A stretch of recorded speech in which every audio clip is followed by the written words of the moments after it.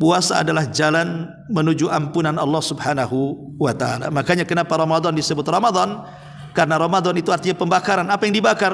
Dosa-dosa kita dibakar. Dengan apa dibakar dosa-dosa kita? Dengan puasa. Mana dalilnya? Man shama Ramadanan imanan wahtisaban ghufira lahu ma taqaddama min dzambihi. Siapa yang berpuasa di bulan Ramadan, yakin dengan perintahnya, mengharap akan pahalanya, Allah ampuni dosa-dosanya. Makanya Ramadan kenapa dosa-dosa kita dibakar? Sebagian besar pembakaran dosa itu diakibatkan karena puasa kita. Maka berbahagialah ketika kita mendekati bulan Ramadan, karena terlampau banyak dosa yang kita lakukan dalam setahun. Ini kesempatan untuk membakar dosa dengan banyak ibadah. Tentu salah satunya adalah puasa di bulan Ramadan.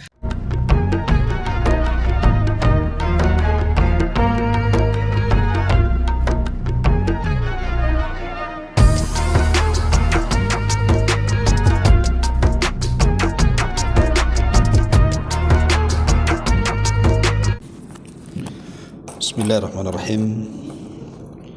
Assalamualaikum warahmatullahi wabarakatuh. Alhamdulillah wassalatu wassalamu ala Rasulillah wa ala alihi wa sahbihi wa mawala wa la hawla wa la quwata illa billahi wa ba'du.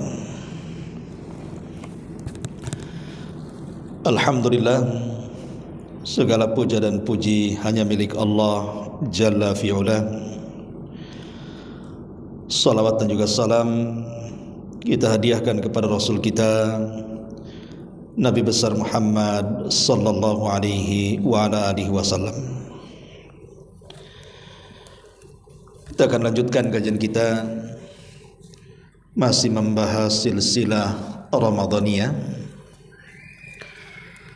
Kalau minggu yang lalu kita menjelaskan secara umum tentang fadilah dari puasa ataupun Ramadan secara umum, maka malam ini kita akan khususkan tentang pembahasan keagungan dan keutamaan puasa di bulan Ramadan.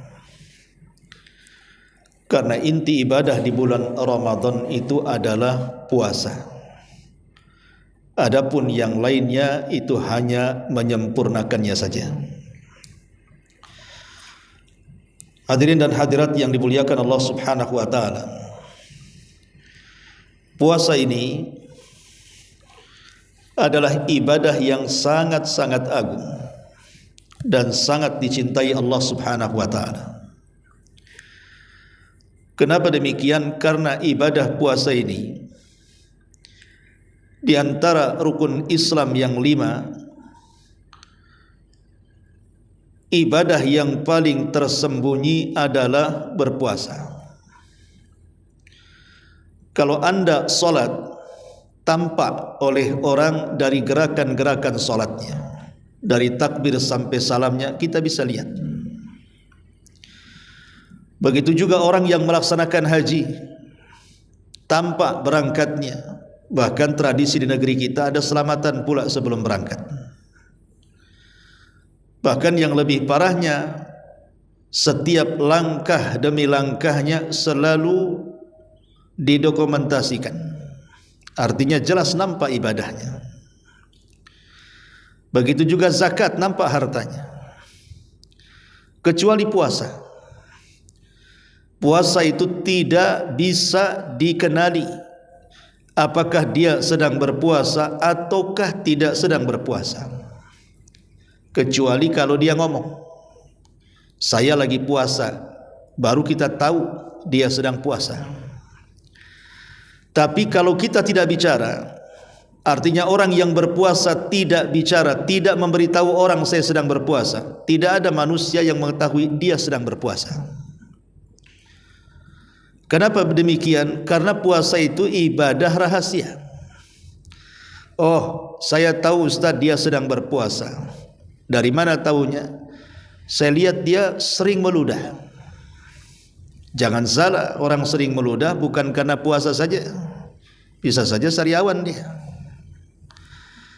Oh, saya tahu Ustaz, dia sedang berpuasa. Dari mana? Pucat tuh mukanya. Orang pucat muka itu bukan karena puasa saja, bisa saja dia sakit. Oh, dia lemas, jalannya aja miring Ustaz. Orang lemas jalan miring bukan karena puasa, bisa saja stres, banyak utang. Jadi orang yang berpuasa itu susah dideteksi apakah dia puasa atau tidak. Yang mengetahui dia puasa itu hanya orang yang berpuasa dengan Allah. Itulah kenapa kemudian puasa itu ibadah yang lebih ikhlas dibandingkan yang lainnya. Karena yang tahu hanya dia dengan Allah saja. Sebab itulah karena puasa adalah ibadah yang paling ikhlas, ibadah yang tersembunyi, yang tahu hanya dia dengan Allah Subhanahu wa taala. Makanya puasa itu diberikan ganjaran yang luar biasa dibandingkan ibadah-ibadah yang lainnya. Sampai Rasul sallallahu alaihi wasallam mengatakan kepada salah seorang sahabat, "Alaikum bisawmi fa innahu la mithla lahu wa fi riwayatin la adla lahu." Berpuasalah kalian, kata Rasul, karena ibadah puasa adalah ibadah yang tidak ada yang semisal dengannya. Dalam riwayat tidak ada tandingan dari ibadah-ibadah yang lainnya. Ma'asyiral muslimin wal muslimat rahimakumullah. Disebutkan dalam sebuah hadis. Hadis ini dari sahabat Abu Hurairah radhiyallahu anhu. Nabi sallallahu alaihi wasallam bersabda, Allah berfirman, "Kullu amal ibni Adam lahu illa siyam. Fa innahu li wa ana ajzi bihi. Was-siyamu junnatun. Wa idza kana yaumi saumi ahadikum fala yarfuth wala yaskhab. Fa in sabahu ahadun aw qatalahu falyaqul inimru'un shaimun." Kata Nabi sallallahu alaihi wasallam, Allah berfirman dalam hadis qudsi, setiap amalan anak Adam itu lahu diberikan kepada setiap yang beramal tadi. Jadi setiap amalan anak Adam dikembalikan kepada pelakunya. Jadi kalau kita salat, pahala salat dikembalikan kepada kita. Kalau kita sedekah, pahala sedekah dikembalikan kepada kita. Kalau haji, pahala haji dikembalikan kepada kita. Sebutkan ibadah apapun, itu pahalanya kembali kepada kita, kecuali puasa, kata Allah. Itu pahala tidak dikembalikan kepada kita, tapi disimpan oleh Allah Subhanahu wa taala. Makanya Nabi SAW mengatakan di sini, Allah berfirman, illas siyam, kecuali puasa. Fa innahu li, itu untukku, kata Allah. Fa ana azzibihi, dan sayalah yang akan membalas puasa hamba itu. Apa maksudnya di sini? Para ulama menjelaskan maksud hadis ini, bahwa ibadah-ibadah selain daripada puasa itu dikembalikan kepada kita. Karena dikembalikan kepada kita, maka memungkinkan pahala ini diambil orang. Memungkinkan pahala salat diambil orang. Memungkinkan pahala zakat, sedekah, haji, umrah dan yang semacamnya diambil orang. Dan itu disebutkan dalam hadis muflis, hadis yang menjelaskan tentang kebangkrutan seorang hamba kelak pada hari kiamat. Kenapa bisa bangkrut?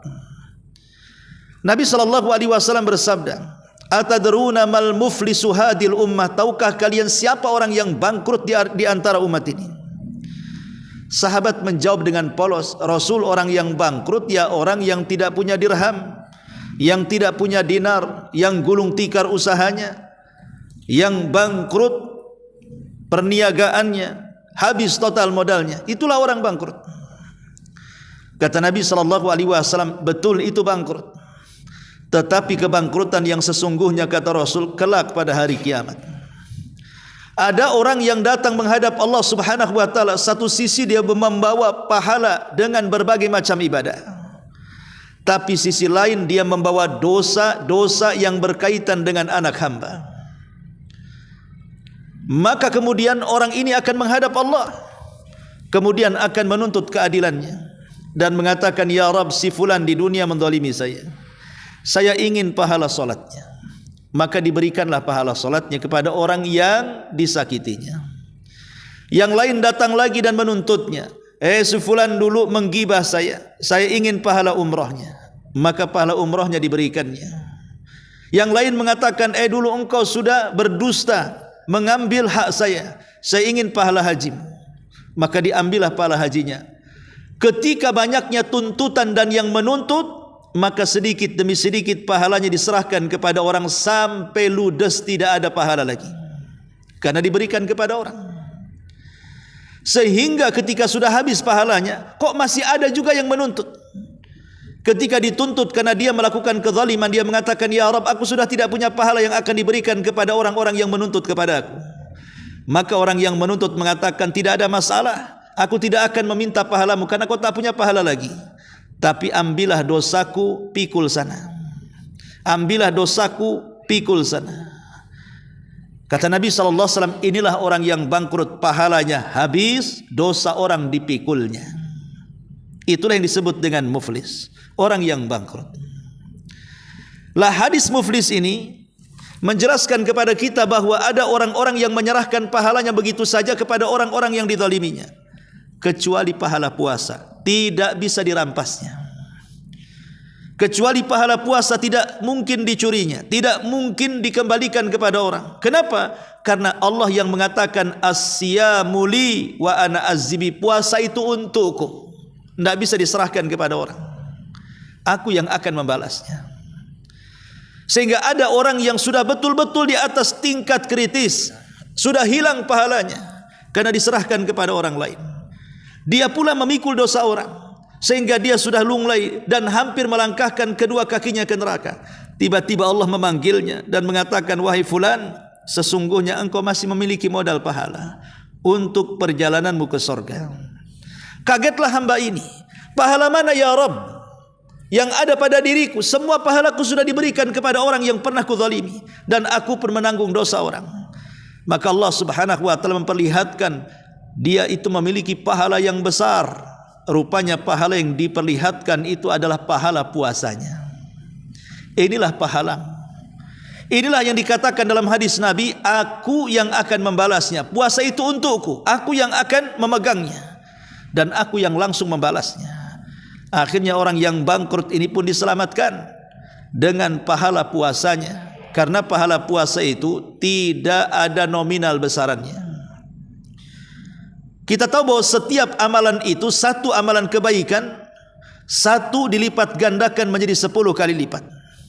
Terkadang ada satu amalan itu bukan dilipat gandakan 10 kali lipat, bahkan sampai 700 kali lipat. Begitulah amalan saleh. Contoh yang 10 kali lipat, Rasul mengatakan, man qara'a harfa min kitabillahi falahul hasanatu wal hasanatu bi asyri amsalihha.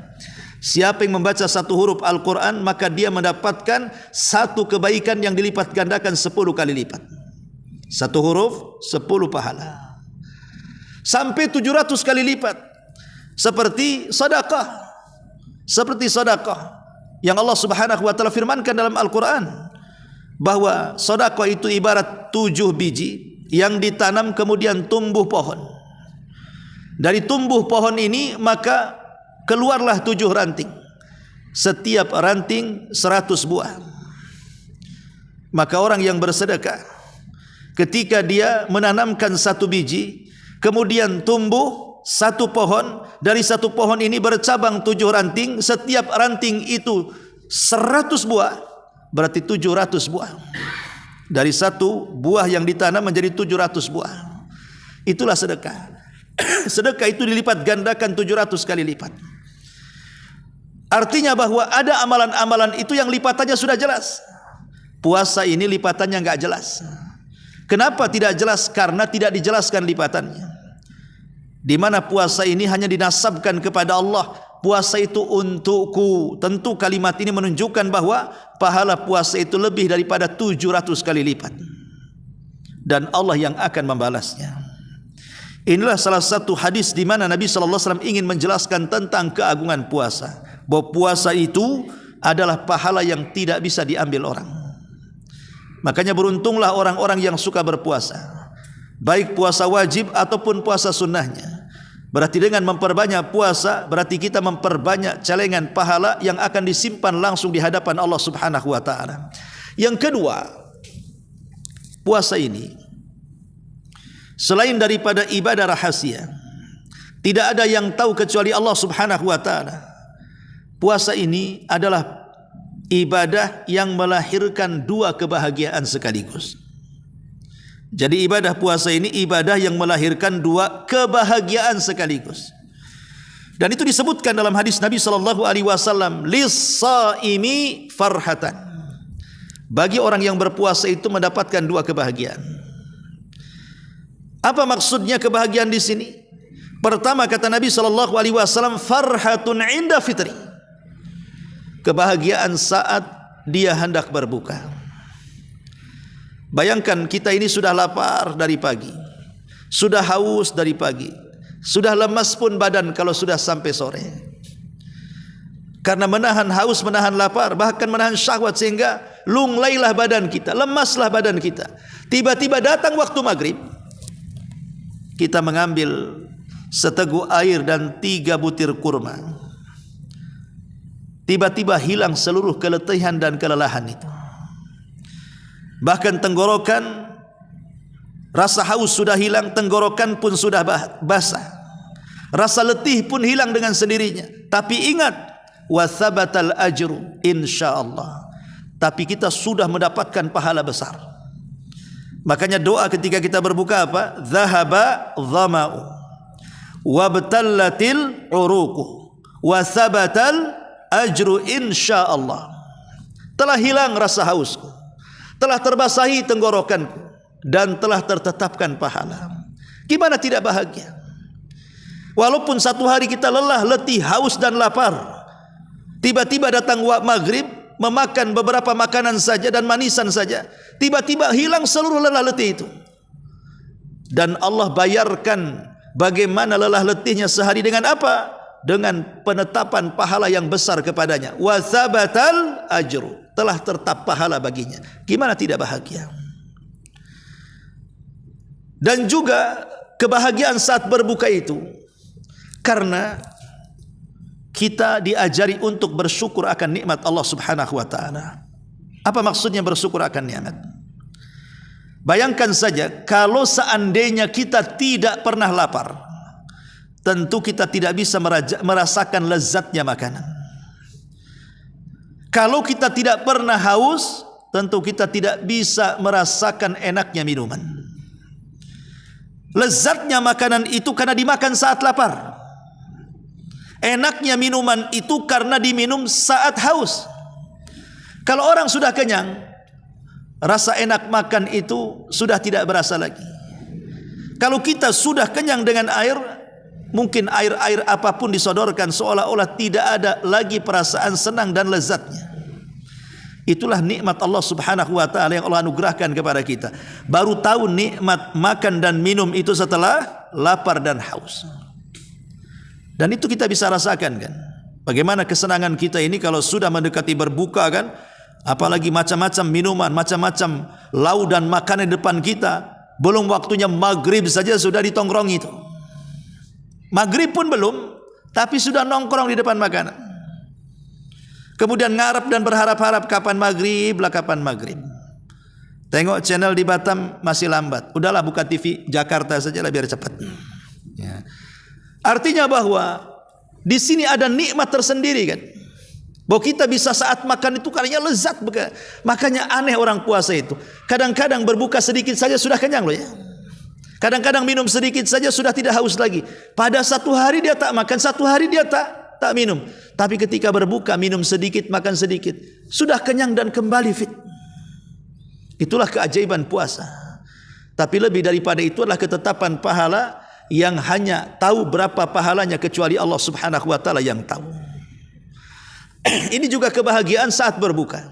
Kita diajari bersyukur kepada Allah Subhanahu wa taala dengan berbagai macam nikmat yang baru kita sadar betapa nikmat makan dan juga minum setelah kita merasakan lapar dan haus tadi. Ini kenikmatan yang pertama. Nikmat yang kedua, dan ini nikmat yang lebih agung daripada nikmat yang pertama.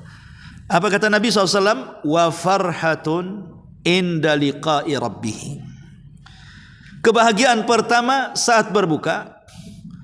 Kebahagiaan yang kedua saat berjumpa dengan Rabbnya. Kenapa dia bahagia saat berjumpa dengan Rabbnya? Karena dia punya tabungan puasanya.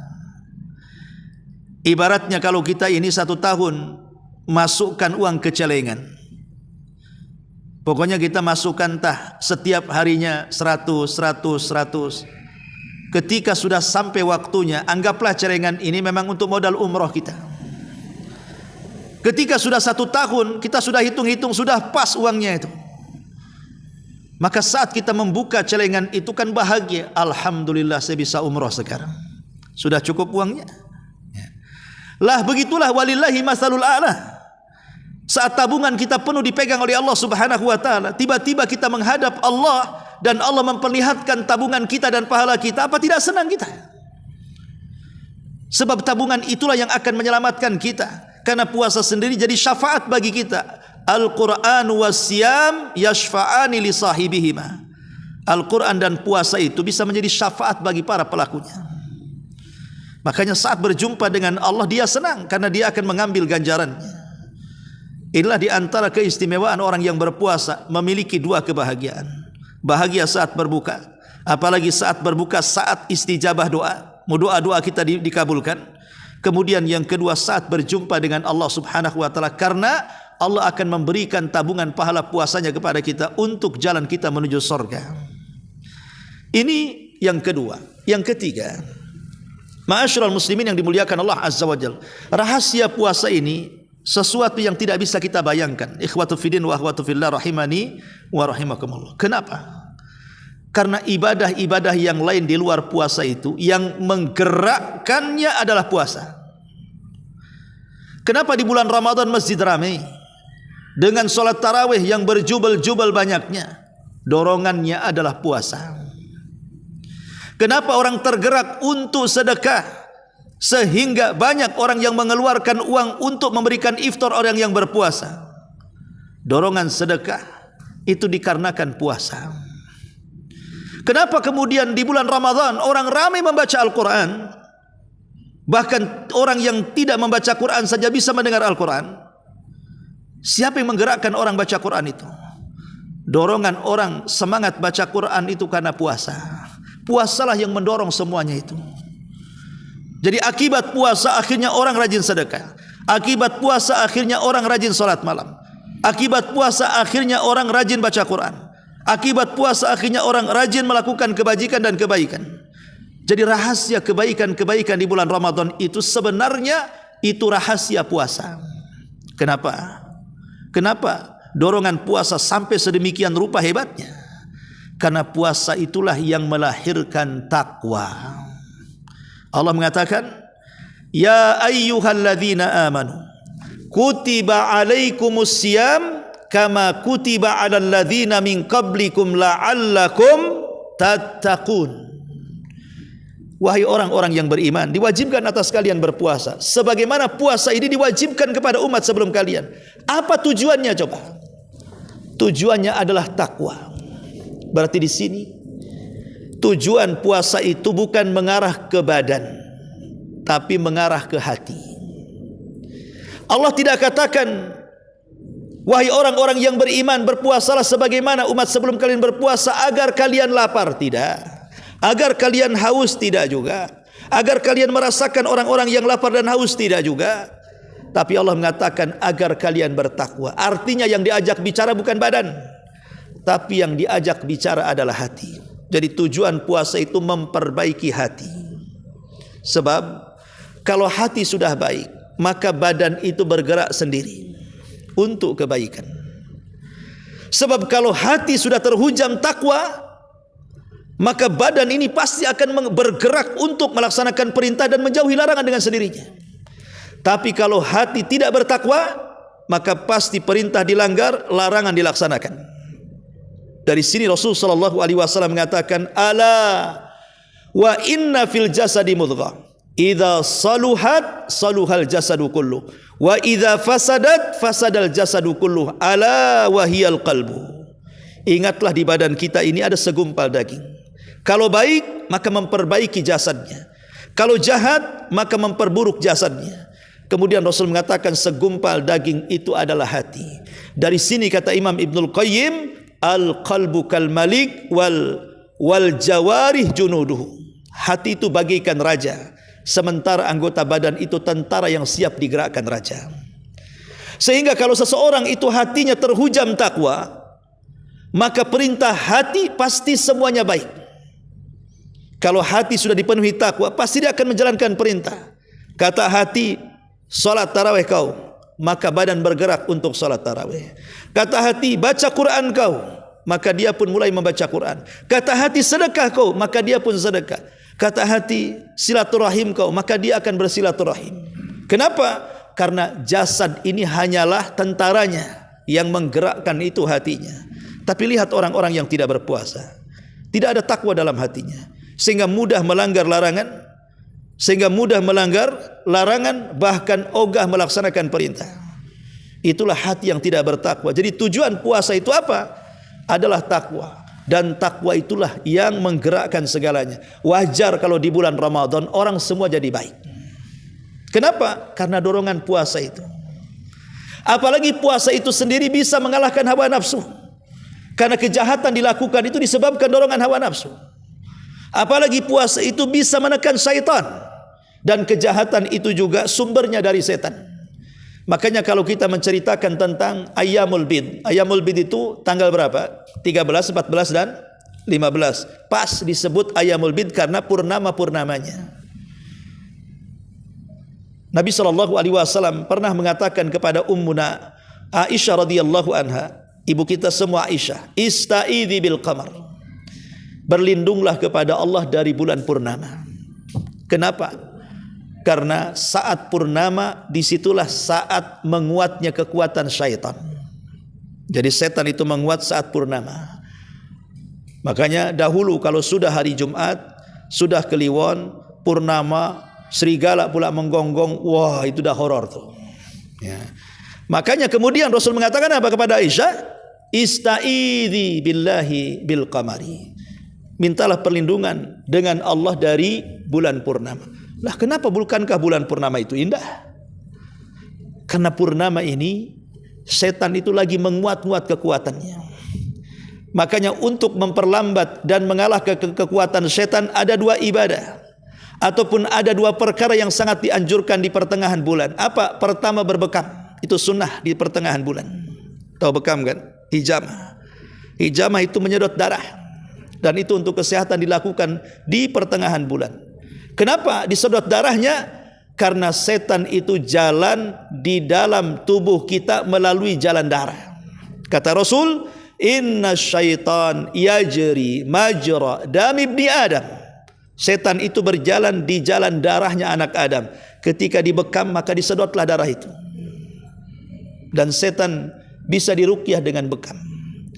Kemudian yang kedua, puasa Ayyamul Bid 13, 14 dan 15. Dan puasa itu bisa melemahkan aliran darah, sehingga bisa melemahkan waswas syaitan. Kalau puasa Ayyamul Bid saja bisa melemahkan kekuatan setan, macam mana puasa Ramadan? Maka lebih lagi mengalahkan setan. Karena Ayyamul Bid cuma 3 hari lah, Ramadan 1 bulan. Agak makin pusing tuh sesi setan tuh. Makanya ketika hawa nafsu tertundukkan, setan pun kemudian bisa dilawan. Wajar kalau seandainya tingkat orang yang berbuat baik di bulan Ramadan itu luar biasa. Itulah rahasia inti kenapa orang di bulan Ramadan itu semua bergerak untuk ibadah. Dari salat malamnya, dari baca Qur'annya, dari sedekahnya, dari umrahnya, dan begitu seterusnya. Tidak lain dari rahasia puasa itu sendiri yang menggerakkan semuanya. Karena puasa melahirkan ketakwaan kepada Allah Subhanahu wa ta'ala. Masyarul muslimin yang dimuliakan Allah Subhanahu wa ta'ala. Baik. Kemudian juga puasa sendiri disebutkan dalam sebuah hadis Nabi sallallahu alaihi wasallam, inna fil jannati baban yuqalu lahu rayyan yadkhulu minhu as-sa'imuna yaumal qiyamah la yadkhulu minhu ahadun ghairahum yuqalu aina as-sa'imun fayakumuna la yadkhulu minhu ahadun ghairuhum fa idza dakhalu ughliq falam yadkhul minhu ahadun. Kata Nabi SAW, sesungguhnya di sorga ini ada satu pintu yang disebut dengan pintu Rayyan. Berapa jumlah pintu sorga? 8. Berapa jumlah pintu neraka? 7. Kok sorga dilebihkan 1? Pertanyaannya, kok sorga bisa dilebihkan 1? Neraka 7 pintu, sorga pula 8 pintu. Kenapa tidak sama-sama dibuat 7? Kenapa sorga dilebihkan 1 jadi 8? Ulama mengatakan dilebihkan pintu sorga dari jumlah pintu neraka untuk menunjukkan bahwa ampunan Allah lebih luas daripada azabnya. Ampunan Allah lebih luas, rahmat Allah lebih luas dibandingkan hukumannya. Makanya pintu sorga dilebihkan dibandingkan pintu neraka jumlahnya. Lah di sorga itu ada satu pintu yang disebut dengan Rayyan. Pintu ini khusus orang-orang yang berpuasa yang masuk di pintu itu. Di mana di pintu itu disediakan pemanggil, aina shaimun, orang-orang yang puasa kemari. Orang-orang yang gemar berpuasa kemari. Karena begini ikhwatu fiddin, manusia itu ketika berhadapan dengan ibadah yang sunnah-sunnah sifatnya, itu sesuai dengan hobi dan juga kesenangan manusia saat melakukannya. Karena tidak semua manusia itu ada hobi di satu ibadah. Pasti manusia itu berbeda-beda hobinya dalam ibadah itu. Makanya saya teringat tentang kisah Imam Malik. Imam Malik itu kan terkenal ilmu hadisnya. Setiap hari dia mengajarkan hadis di Masjid Nabawi. Dan itulah satu-satunya imam yang belajarnya hanya dalam negeri. Yang lain itu sampai ke luar negeri. Imam Syafi'i sampai keliling dunia, Imam Ahmad keliling dunia. Begitu juga Abu Hanifah. Imam Malik tidak. Imam Malik itu dia belajar dalam negeri saja, di Madinah saja. Dia enggak keluar dari Madinah. Tapi menjadi imam yang paling cerdas di zamannya. Dan dia sendiri guru daripada Imam Syafi'i. Jadi Imam Malik itu terkenal suka mengajarkan hadis Nabi SAW. Tapi dia tidak rajin salat malam. Dia tidak rajin puasa. Dia hanya sibuk belajar dan mengajar hadis. Akhirnya ada seorang ulama ahli ibadah, saya lupa namanya, Abdul Aziz Al-Umari atau siapa, mengirimi surat kepada Imam Malik dan mengatakan, ya Imam, kalau seandainya keilmuanmu dalam hadis disertakan dengan kerajinanmu dalam beribadah, salat malam, puasa sunnah, dan yang lainnya, tentu keilmuanmu akan lebih sempurna. Jadi orang ini menasihati Imam Malik seperti itu. Maka Imam Malik membalas suratnya dan mengatakan, kata Imam Malik, bukankah Allah telah membagi-bagi rizki bagi hamba-hambanya? Ada yang miskin, ada yang kaya. Itu semua pembagian Allah. Sebagaimana juga Allah telah membagi rizki ibadahnya masing-masing manusia. Ada orang yang dilebihkan solat tapi tidak dilebihkan sedekah. Ada orang yang dilebihkan sedekah tapi tidak dilebihkan puasa sunnah. Ada yang dilebihkan puasa sunnah tapi dia tidak lebihkan zikir. Jadi masing-masing orang itu punya hobi dalam ibadah. Ada orang yang enggak mengantuk, artinya enggak ngantuan bahasa kitanya. Berarti dia suka bangun malam. Bisalah dia solat malam. Bagi orang yang suka ngantuan enggak bisa tahajud. Ya. Akhirnya dia suka puasa karena orangnya tahan dengan lapar. Tapi kalau orang suka laparan, enggak bisa dia puasa. Terpaksa dia sedekah. Bisa dia sedekah. Tapi bagi orang yang enggak bakhil, tapi kalau orangnya bakhilan, enggak bisa dia sedekah. Mungkin dia bisa baca Quran. Jadi masing-masing orang itu punya keahlian, kata Imam Malik. Ya, orang ini lebihkan tak lebih dari situ. Termasuk juga saya dilebihkan dalam bidang ini, sebagaimana anda juga dilebihkan di bidang itu. Tapi saya berhusnudzon kepada Allah, saya juga punya kebaikan, anda juga punya kebaikan. Tetapi saya yakin orang yang mendakwahkan ilmu jauh lebih baik dibandingkan anda yang hanya ahli ibadah. Syahidnya di sini apa? Jangan mencela orang dalam sisi kekurangan ibadah. Seperti Imam Malik, dia diunggulkan dalam berdakwah, bisa mengajarkan hadis. Sementara yang menasihati Imam Malik, dia tidak diunggulkan dalam ilmu hadis. Mungkin dia pakar ibadah betul. Tetapi begitulah Allah memberikan rizki, membagi-bagi ibadah seseorang. Tapi Imam Malik mengatakan, meski aku anggap dirimu baik, aku baik, tapi aku yakin apa yang aku lakukan jauh lebih baik dibandingkan kamu. Kenapa? Karena mendakwahkan hadis itu manfaatnya meluas. Adapun anda solat, anda puasa, manfaatnya bagi anda saja. Dari sini apa? Jangan mencela ibadah ibadah orang gitu maksudnya. Jangan mencela ibadah orang, menganggap kalau bisa orang itu kayak malaikat tuh jangan. Seperti mamanya memandang seorang ustadz lah. Bahwa ustadz ini sedang ngajar di pas kebetulan mungkin ada jadwal siang hari Senin. Saat ngajar haus si ustadz ini. Saat berdakwah itu haus, minum. Jemaahnya ngelirik, ustadz kok nggak puasa Senin ini gimana? Bawahnya. Nggak bisa main begitu. Itu mencela orang namanya. Dia bisa berdakwah, apakah Anda bisa berdakwah? Semua orang bisa puasa, tapi berdakwah tidak bisa. Hanya orang-orang pilihan saja yang bisa berdakwah kan.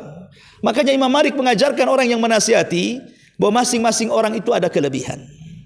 Lah dalam bab puasa juga sama. Kalau kita digemarkan untuk berpuasa, bukan hanya yang wajib gemar salat puasa Daud, atau nggak bisa mungkin puasa ke Senin Kemis, nggak bisa ya mungkin puasa Ayyamul Bid gitu ya, dilebihkan puasa-puasa. Maka orang-orang yang dilebihkan inilah dengan puasa ketika masuk surga pintunya khusus. Namanya Babu Rayyan. Bab yang disebut dengan pintu Rayyan, pintunya untuk orang-orang yang berpuasa. Makanya dari sini gemarilah ibadah sesuai dengan kesukaan kita. Kalau Anda suka sholat sunnah, perbanyak sholat sunnah. Kalau suka puasa, ya perbanyak puasa.